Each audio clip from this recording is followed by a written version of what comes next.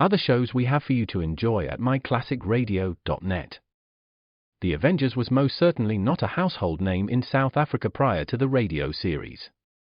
With no national television service until 1976, the mechanism simply was not present in the country to show television programs to mass audiences. While many other countries reveled in the filmed adventures of John Steed and Company, South Africa was not equipped to join in the fun. The series took Britain by storm and made a major impression in the American markets, being that greatest of rarities, a British series given a network transmission slot. However, as a filmed series, rather than a videotaped one, The Avengers was able to gain a modicum of exposure in South Africa through film rentals. Come and listen at myclassicradio.net.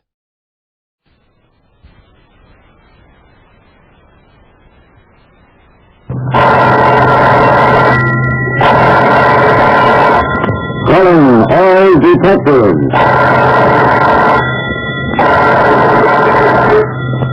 A mysterious killer is at large in the city, striking down rich and poor alike, and leaving no clue to his identity. Did you catch him? That is the problem on this page from my casebook, the casebook of Jerry Browning, private detective. I, Jerry Browning, private detective, don't care how savage a criminal I'm up against, just so I know who he is.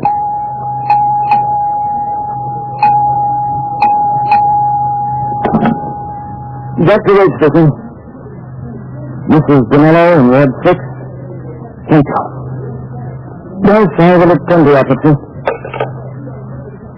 Dr. Waite was superintendent of Memorial Hospital in suburban Ridge Heights. When he put down the phone and turned to me, his face was white. Another death, Mr. Browning. I tried to look at the thing coldly. Dr. Waite, isn't it possible that you're getting worked up about these deaths without actual justification? After all, a certain number of people who come to a hospital die in the normal course of events. Dr. Waite shook his head. You don't understand, Mr. Browning. In a hospital this size, we can chart the probable mortality rate from a combination of all causes. And that mortality rate jumps sharply in the absence of epidemic. Then, Mr. Browning, something is dreadfully wrong. Dr. Waite winced as his bell signal sounded again. Mr. Browning, I've reached the point where I'm afraid to pick up the phone. I am convinced that somebody is killing people here in a way I have never encountered before. I beg of you, Mr. Browning, find that killer.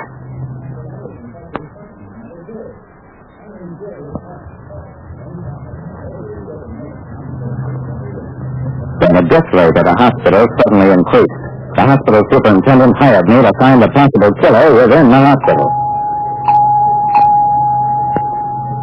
Mr. Browning, in my 15 years' experience, I have never met anything like this. These people who have died, some are rich, some poor. They're old and they're young. All of them had specific, serious ailments to which we can point. Yet, in a large percentage of the cases, those ailments should not have been fatal. Dr. Waite, you don't have a single employee or staff person who could have had contact with every one of the people whose deaths you suspect. I'm convinced that the killer is someplace at large, either in Ridge Heights or in the city.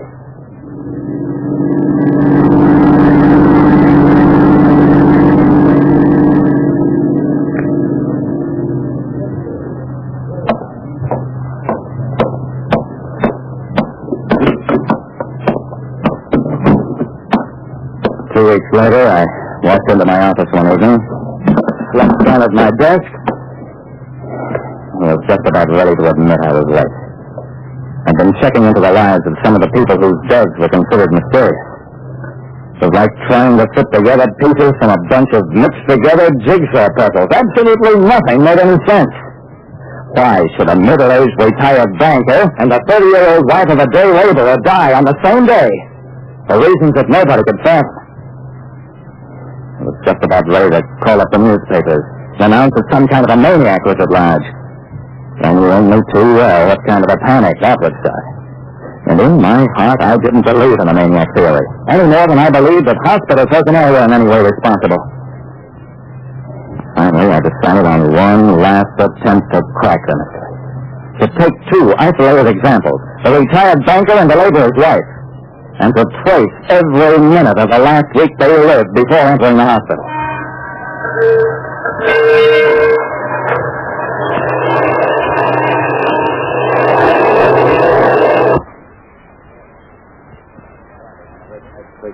Because so far as I could learn, that was the only thing both the banker and the laborer's wife had done in common.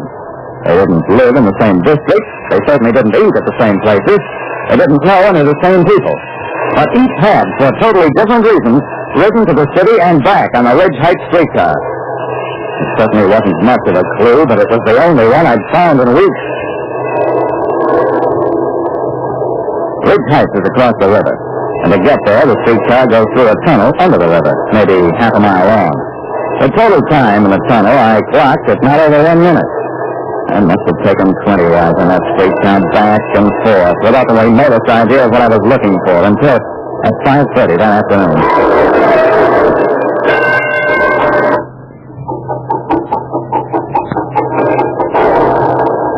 After we'd been in the tunnel 5 minutes, I asked the conductor about the delay.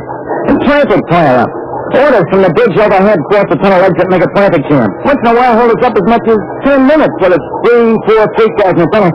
This tunnel was opened up only 3 months ago to speed traffic, but they want 60 approaches, too. I nodded, went back to my seat, swallowed to equalize the pressure on my ears. Pressure? Could that possibly be the answer? I knew that men died at the bends as a result of underwater pressure. That was men who worked hundreds of feet down under terrific pressure. It just didn't seem to be any other answer.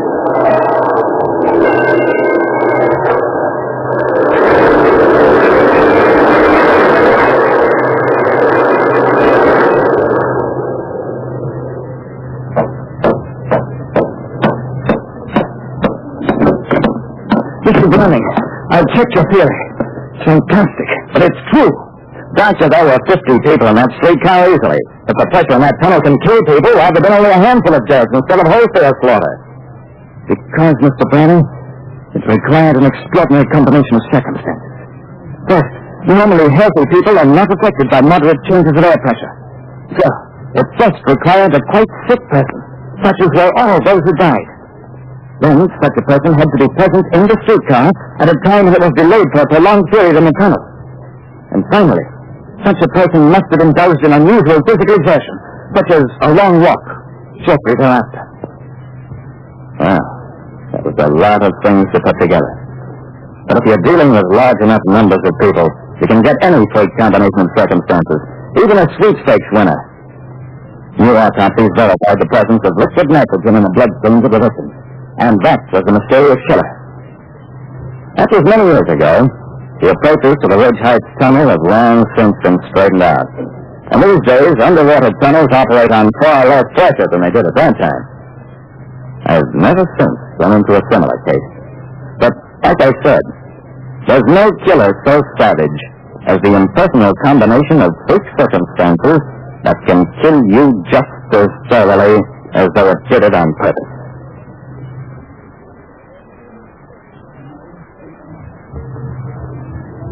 Listen next time to Calling All Detectives, mystery drama, mystery quiz, and a chance for you to match wits with yours truly, Jerry Browning, Private Detective.